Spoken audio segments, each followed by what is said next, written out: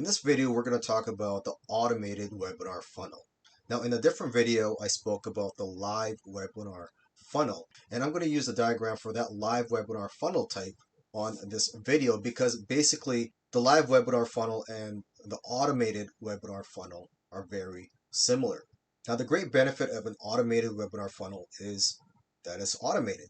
You could possibly generate sales 24/7 with this type of funnel, and it won't take much of your time because the webinar is already recorded. Now, on the downside, automated webinars have a lower conversion rate than live webinars. So if you're trying to sell a product in that webinar, you're not going to sell as much as in a live webinar.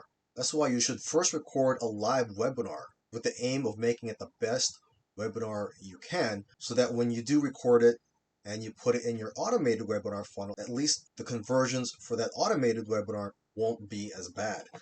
And during the live webinar that you're recording for the purpose of putting in the automated webinar funnel, do not make any references to time. So for example, do not say good evening, because some members of your audience could be watching it in the morning.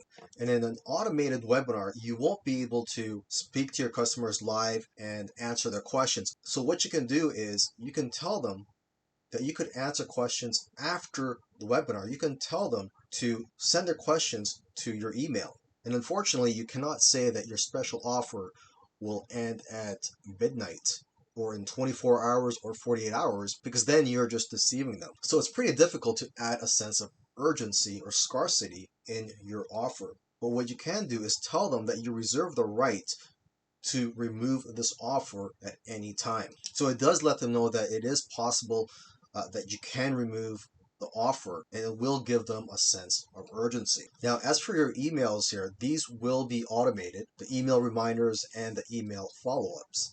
And one last thing, on the registration page, make sure that you don't tell them that it's a live webinar. Number one, you'll be lying to the customer, which is bad. And number two, if they do find out you're lying, they're probably not going to want to do business with you. Now, another option for you here is to remove some of the steps of this funnel.